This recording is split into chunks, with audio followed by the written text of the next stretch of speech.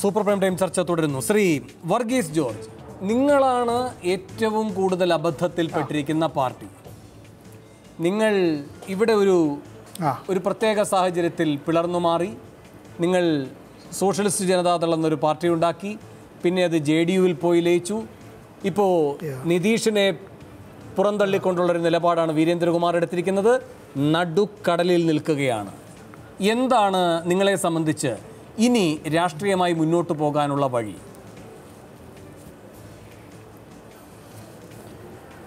വേണു ശരിക്കും ഒരു പ്രതിസന്ധിയിൽ തന്നെയാണ്. പക്ഷേ ഞങ്ങൾ മനുഷ്യൻ്റെ നന്മയിൽ വിശ്വസിച്ചു പോയി.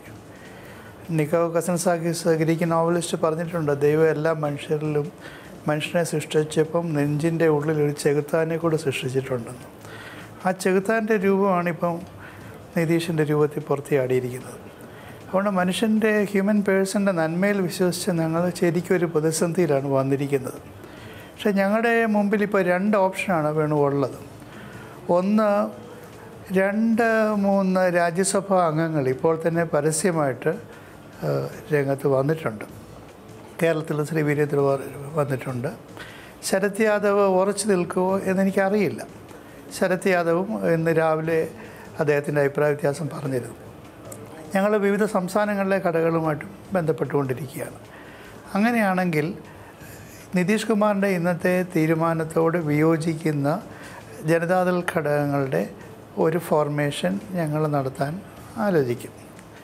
പക്ഷേ അതൊരു ദുർബലമായ നീക്കമാണെങ്കിൽ പിന്നെ ഞങ്ങൾക്ക് വേറെ നിവൃത്തിയൊന്നുമില്ല.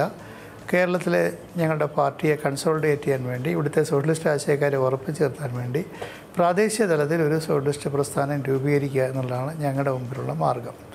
പക്ഷേ അതിൻ്റെ പേരിൽ ഞങ്ങളുടെ പ്രവർത്തകരിലോ ഞങ്ങളുടെ കേഡറുകളിലോ യാതൊരു കൊഴിഞ്ഞുപോക്കും സംഭവിച്ചിട്ടില്ല. ഇന്ന് പ്രത്യേകിച്ചും പാർട്ടിയുടെ കേരള അധ്യക്ഷൻ ശ്രീ വീരേന്ദ്രകുമാർ നടത്തിയ പത്രസമ്മേളനത്തിന് വ്യാപകമായി സ്വീകാര്യത കിട്ടിയിട്ടുണ്ട്. വേണ്ടി വന്നാൽ രാജ്യസഭാംഗത്വം പോലും ഉപേക്ഷിച്ചുകൊണ്ട് മതബഹുലതയ്ക്ക് വേണ്ടി നിലകൊള്ളുമെന്നാണ് അദ്ദേഹം പ്രഖ്യാപിച്ചിട്ടുള്ളത്. അതുകൊണ്ട് വേണു താൽക്കാലികമായി ഞങ്ങൾക്ക് രാഷ്ട്രീയ ഘടനാപരമായും അതുപോലെ തന്നെ തിരഞ്ഞെടുപ്പ് കമ്മീഷൻ്റെ മുമ്പിലും ഞങ്ങൾക്ക് ഒരു പരാജയം സംഭവിച്ചെങ്കിലും പാർട്ടിയുടെ മാസ് ബേസിനോ സോഷ്യൽ ബേസിനോ ഒരു തകരാറ് സംഭവിച്ചിട്ടില്ല. ശ്രീ വർഗീസ് ജോർജ്, പക്ഷേ പ്രശ്നം ഇപ്പോൾ നിങ്ങൾക്ക് വളരെ രാഷ്ട്രീയമായ ഒരു BJP വിരുദ്ധ നിലപാടിൻ്റെ പശ്ചാത്തലം വെച്ചുകൊണ്ട് സംസാരിക്കാൻ കഴിയുന്നുണ്ട്. ഇതിന് തൊട്ടുമുമ്പുള്ള ദിവസങ്ങളിൽ നിങ്ങളെ സംബന്ധിച്ച് എന്തായിരുന്നു ആലോചന? കേരളത്തിൽ നിങ്ങൾ നിൽക്കുന്ന മുന്നണിയാണോ നിങ്ങളുടെ യഥാർത്ഥ മുന്നണി? അവിടെയാണോ നിങ്ങൾ നിൽക്കേണ്ടത്? അതുമായി ബന്ധപ്പെട്ട് നിങ്ങൾ കൂടിയാലോചന നടത്തിയപ്പോൾ പുറത്തു വന്ന വാർത്ത എന്താണ്? UDFൽ നിന്നതുവഴി നഷ്ടം മാത്രമേ സംഭവിച്ചുള്ളൂ എന്ന് വെച്ചാൽ LDFിലേക്ക് മാറി ലാഭം കൊയ്യാനാണോ ഉദ്ദേശിക്കുന്നത്?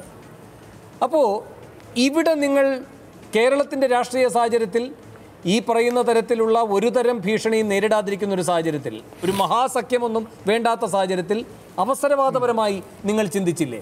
ഇപ്പോൾ നിങ്ങൾ മറിച്ചൊരു സാഹചര്യത്തെ രാഷ്ട്രീയമായി വിലയിരുത്തി മാതൃകാപരമായ നിലപാടിലേക്ക് വരുന്നുണ്ട്. സ്വാഗതാർഹം തന്നെ. പക്ഷേ അപ്പോഴും ഇത് ഒരു കളരി മാറ്റത്തിനുള്ള അവസരമായി നിങ്ങൾ ഉപയോഗിക്കുമോ ഇല്ലയോ?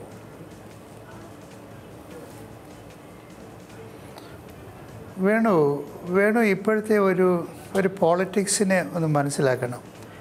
നമ്മൾ ആരെങ്കിലും കരുതിയോ കോൺഗ്രസും മാർക്സിസ്റ്റ് പാർട്ടിയുമായിട്ട് പശ്ചിമ ബംഗാളിൽ ചേരുമെന്ന്? ഇപ്പോൾ പഴയ ഒരു മുന്നണി രാഷ്ട്രീയം അല്ല. നമ്മുടെ മുമ്പിൽ ഒരു പൊതുവായ ഒരു അജണ്ടയുള്ളത് രാജ്യത്ത് വർദ്ധിച്ചു വരുന്ന BJPയുടെ സാംസ്കാരിക ദേശീയതയെ ചെറുക്കുന്നതിന് ജനാധിപത്യ മതേതര ശക്തികൾ എല്ലാവരും കൂടെ ഒരുമിച്ച് ചേരണം എന്നുള്ളതാണ്. അതിൻ്റെ അടിസ്ഥാനത്തിലാണ് ഞങ്ങളെപ്പോഴും ഇടതുപക്ഷ ജനാധിപത്യ ശക്തികളും കോൺഗ്രസും ഉൾപ്പെടുന്ന ഒരു മുന്നണിയെക്കുറിച്ച് സംസാരിച്ചു കൊണ്ടിരിക്കുന്നത്. കേരളത്തിൽ വേണു പറഞ്ഞത് ശരിയാണ്. ഞങ്ങൾ 40 വർഷക്കാലം ഇടതുപക്ഷ മുന്നണിയുടെ ഭാഗമായിരുന്നു. ഒരു പ്രത്യേക സാഹചര്യത്തിൽ ഞങ്ങൾ ആ മുന്നണി വിട്ട് ഇപ്പോൾ കോൺഗ്രസിൻ്റെ മുന്നണിയിലാണ്. വേണു പറഞ്ഞ ചർച്ചയുടെ പശ്ചാത്തലം എന്താണെന്ന് ചോദിച്ചാൽ, കഴിഞ്ഞ ദിവസം പാർട്ടിയുടെ CPMൻ്റെ സെക്രട്ടറി ശ്രീ കോടിയേരി ബാലകൃഷ്ണൻ ഒരു പ്രസ്താവന നടത്തുകയുണ്ടായി. ആ പ്രസ്താവനയോട് ഞങ്ങളുടെ 2 ഭാരവാഹികൾ, പാർട്ടിയുടെ സെക്രട്ടറിയും വൈസ് പ്രസിഡൻറ്റും പ്രതികരിച്ചു. അവർ പാർട്ടിയുടെ പ്രവർത്തകരുടെ ഉത്കണ്ഠയാണ് അവരറിയിച്ചത്. ഇവിടെ വേണു സൂചിപ്പിച്ച പോലെ ഐക്യജനാധിപത്യ മുന്നണിയിൽ വന്നതിന് ശേഷം തിരഞ്ഞെടുപ്പുകളിൽ നമുക്ക് പരാജയം ഉണ്ടായി. ആ പരാജയം എന്തുകൊണ്ടുണ്ടായി എന്ന് പാർട്ടി പ്രവർത്തകർ ചോദിക്കുന്നു. ഞങ്ങൾ UDF-ൽ പലതവണ ഈ കാര്യങ്ങൾ പറഞ്ഞിട്ടുള്ളതാണ്. എന്തുകൊണ്ടാണ് നമുക്ക് പരാജയം ഉണ്ടായതെന്ന് പരിശോധിക്കണം. ഇപ്പോൾ ബീഹാറിന്റെ മറ്റൊരു മോഡൽ നിങ്ങൾ ഇവിടെ പരീക്ഷിക്കുന്നു. അങ്ങനെ ഒരു വിമർശനം വന്നാലോ ശ്രീ വർഗീസ് ജോർജ്? നിതീഷ് കുമാർ മറ്റൊരു സാഹചര്യത്തിൽ വിട്ട് BJP-യിലേക്ക് പോകുന്നു. നിങ്ങൾ ഇവിടെ വേറൊരു സാഹചര്യം പറഞ്ഞുകൊണ്ട് LDF-ലേക്ക് പോകുന്നതിനെ പറ്റി ആലോചിക്കുന്നു. അത് നിങ്ങളുടെ സ്വാതന്ത്ര്യം. പക്ഷേ അതിൻ്റെ സാഹചര്യത്തെ നിങ്ങൾ വിലയിരുത്തുന്നത് വിശ്വാസയോഗ്യമായിട്ടാകണം. ഒരൊറ്റ കാര്യം കൂടി ശ്രീ വർഗീസ് ജോർജ്, ഈ മഹാഗഡ്ബന്ധനെ തന്നെയാണല്ലോ നിങ്ങൾ ഇപ്പോഴും ശക്തമായി കാണുന്നത്. അങ്ങനെയെങ്കിൽ കേരളത്തിൽ UDF-നൊപ്പം നിൽക്കുന്നത് ഒരർത്ഥത്തിൽ ഒരു മഹാഗഡ്ബന്ധന്റെ ഭാഗം തന്നെയാണ്. അപ്പോൾ ഇവിടെ നിന്നുകൊണ്ട് ഇങ്ങനെയല്ല രാഷ്ട്രീയത്തെ കാണേണ്ടത്, മറുചേരിയിലേക്ക് പോകേണ്ടതുണ്ട് എന്നൊരു അതിജീവന ബോധം വരുന്നുവെങ്കിൽ നിതീഷിനെയും നിങ്ങളെയും നയിക്കുന്നത് സമാനമായ ചിന്ത തന്നെയാണ്. അതിജീവനം. അവിടെ നിങ്ങൾ വെടിയുന്നു രാഷ്ട്രീയം, നിതീഷ് ഒരു രൂപത്തിൽ വെടിയുന്നു രാഷ്ട്രീയം, താങ്കൾ മറ്റൊരു രൂപത്തിൽ ഇവിടെ വെടിയുന്നു ആ രാഷ്ട്രീയം. അല്ല വേണു, ഞാൻ പറഞ്ഞു കഴിഞ്ഞല്ലോ. അതിനു മുമ്പ് വേണു അതിൽ ഇടപെടുകയുണ്ടായി. അപ്പോൾ ഞങ്ങൾ ഈ കാര്യങ്ങളെക്കുറിച്ച് പാർട്ടിക്കുള്ളിൽ ചർച്ച ചെയ്തപ്പോൾ എന്തുകൊണ്ട് നമുക്ക് പരാജയങ്ങൾ ഉണ്ടാകുന്നു എന്ന് പരിശോധിക്കണമെന്ന് തീരുമാനിച്ചു. അങ്ങനെ പരിശോധിക്കേണ്ട ആവശ്യത്തെക്കുറിച്ചാണ് പാർട്ടിയുടെ സെക്രട്ടറിയും വൈസ് പ്രസിഡൻറ്റും പാർട്ടി പ്രവർത്തകരുടെ ഉത്കണ്ഠകൾ എന്ന നിലയിൽ പങ്കുവച്ചത്. അല്ലാതെ ഒരു ഘട്ടത്തിലും ഞങ്ങൾ ഇടതുപക്ഷ മുന്നണിയുമായിട്ട് ചർച്ച ചെയ്യുകയോ ഞങ്ങളുടെ പാർട്ടിയുടെ കമ്മിറ്റി കൂടി ഇടതുപക്ഷ മുന്നണിയിലേക്ക് പോകണമെന്ന് തീരുമാനിക്കുകയോ ചെയ്തിട്ടില്ല. UDF-ൽ നിൽക്കുമ്പോൾ തന്നെ ഇത്രയും പെർഫോമിംഗ് ആയ ഒരു ഗവൺമെൻറ് ഉണ്ടായിരുന്നു.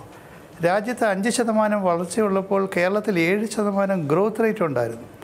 ആ ഗവൺമെൻറ് എന്തുകൊണ്ട് പരാജയപ്പെട്ടു എന്നുള്ളതിനെക്കുറിച്ച് വിലയിരുത്തൽ വേണം എന്ന് മാത്രമാണ് ഞങ്ങൾ ആവശ്യപ്പെട്ടത്. ഒരൊറ്റ ഉദാഹരണം ഞാൻ പറയട്ടെ. നേമത്തിൽ ഞങ്ങളുടെ പാർട്ടി മത്സരിച്ചു. അവിടെ നേരത്തെ ശക്തൻ മത്സരിച്ചപ്പോൾ 56,000 വോട്ട് പഴയ നേമത്ത് കിട്ടിയിരുന്നു. ഇത്തവണ ജനതാദൾ മത്സരിച്ചപ്പോൾ അവിടെ 13,000 വോട്ടാണ് കിട്ടിയത്. 40,000 വോട്ട് എവിടെ പോയി എന്ന് ഞങ്ങൾ ചോദിക്കുമ്പോൾ അത് അവസരവാദപരമാണോ? UDF-നുള്ളിൽ ഈ കാര്യങ്ങൾ പരിശോധിക്കണം എന്ന് മാത്രമേ ഞങ്ങൾ പറഞ്ഞുള്ളൂ. പാലക്കാട് പരിശോധിക്കണമെന്ന് ഞങ്ങൾ പറഞ്ഞു, നേമത്ത് പരിശോധിക്കണമെന്ന് പറഞ്ഞു, കൽപ്പറ്റയിലും വടയിലും എന്ത് സംഭവിച്ച് അന്വേഷിക്കണമെന്നേ പറഞ്ഞുള്ളൂ.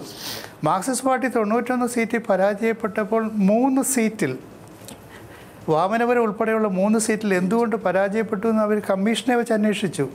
അതുകൊണ്ട് ഐക്യജനാധിപത്യ മുന്നണി വേണു പറഞ്ഞ പോലെ മഹാഗഠബന്ധൻ്റെ ഒരു മിനി രൂപമായി കേരളത്തിൽ നിലനിൽക്കണമെങ്കിൽ അതിനകത്ത് പരസ്പരം ഒരു സോളിഡാരിറ്റി വേണം. ആ സോളിഡാരിറ്റി നിലനിർത്തണമെന്ന് മാത്രമേ ഞങ്ങൾ ആവശ്യപ്പെട്ടിട്ടുള്ളൂ. ശരി. അല്ലാതെ മുന്നണി മാറ്റത്തെക്കുറിച്ചോ കൂടുതൽ സീറ്റുകൾ കിട്ടുന്നതിനെക്കുറിച്ചോ ഞങ്ങൾ ചോദിച്ചിട്ടേ ഇല്ല. ശരി. ശ്രീ കൊടിക്കുന്നിൽ സുരേഷ്, നിങ്ങൾ നിതീഷിനെ അവസാന ഘട്ടത്തിൽ സംശയിച്ചു. ഇപ്പോൾ സംശയിക്കണമെങ്കിൽ ആദ്യഘട്ടം മുതൽ തന്നെ സംശയിക്കൂ. ശ്രീ വർഗീസ് ജോർജും ശ്രീ MP വീരേന്ദ്രകുമാറും ഒക്കെ ഈ കൂടാരത്തിൽ തന്നെ ഉണ്ടാകുമോ, അതോ കൂടാരം മാറുന്നതിനെ പറ്റി ആലോചിക്കുന്നുണ്ടോ? അങ്ങനെയെങ്കിൽ അതെങ്ങനെ തടയിടാൻ കഴിയും? ആലോചനകൾ സത്യസന്ധമായി നിങ്ങൾ നടത്തുന്നുണ്ടോ, അതോ ഇപ്പോൾ ഇവരെ വിശ്വസിക്കുന്നു, നാളെ ഇവർ മാറി പറഞ്ഞാൽ അപ്പോൾ അതിനെ നേരിടാമെന്നോ? ഞങ്ങൾക്ക് എപ്പോഴും വിശ്വാസമാണ്. ഞങ്ങൾക്ക് ഒരു അവിശ്വാസവും കേരളത്തിലെ ജനതാദളിനോടില്ല. അതുകൊണ്ട് തന്നെ അവരുടെ ആവശ്യങ്ങളോട് ഞങ്ങൾ പരിപൂർണമായി സഹകരിച്ചിട്ടുണ്ട്. പാർലമെൻറ്റ് തെരഞ്ഞെടുപ്പിൽ അവർക്കുണ്ടായ പരാജയത്തിനെ മുൻനിർത്തിക്കൊണ്ട് തന്നെ രാജ്യസഭയിലേക്ക് നമ്മൾ JDU-ൻ്റെ സംസ്ഥാന പ്രസിഡന്റ് ശ്രീ വീരേന്ദ്രകുമാറിനെ എലക്ട് ചെയ്യാൻ നമുക്ക് കഴിഞ്ഞു എന്നുള്ളതാണ്. സ്വാഭാവികമായും ഐക്യജനാധിപത്യ മുന്നണിയിൽ നിൽക്കുന്ന എല്ലാ കക്ഷികളെയും ഞങ്ങൾ വിശ്വസിക്കുന്നു. അവരെയൊക്കെല്ലാം ഞങ്ങൾക്ക് അവരോടൊരു വലിയേട്ടൻ മനോഭാവവും ഇല്ല. ഞങ്ങൾ അവരെല്ലാം അർഹിക്കുന്ന പരിഗണനയും അംഗീകാരവും കൊടുത്താണ് മുന്നോട്ട് കൊണ്ടുപോകുന്നത്. അതുകൊണ്ട് തന്നെ യുണൈറ്റഡ് ജനതാദൾ കോൺഗ്രസിൻ്റെയും UDF-ൻ്റെയും ഭാഗമായി മുന്നണിയിൽ ഉണ്ടാകും എന്ന ഉറച്ച വിശ്വാസമാണ് ഞങ്ങൾക്കുള്ളത്. അത് ഞങ്ങൾ ആവർത്തിച്ച് ഞങ്ങൾ പറയുന്നു. അവരും അതിന് ഉറപ്പ് നൽകിയിട്ടുണ്ട്. ഒരു കാരണവശാലും UDF വിട്ട് പോകുന്ന പ്രശ്നം ഉദിക്കുന്നില്ല എന്ന് പറഞ്ഞിട്ടുണ്ട്. ശരി, എനിക്ക് ചർച്ച അവസാനിപ്പിക്കേണ്ടതുണ്ട്. അതുകൊണ്ട് ശ്രീ P. കരുണാകരൻ MP അവസാനമായി താങ്കളിലേക്ക്, ഈ ബീഹാർ കേരളത്തിൽ എന്ത് പ്രത്യാഘാതമുണ്ടാക്കും?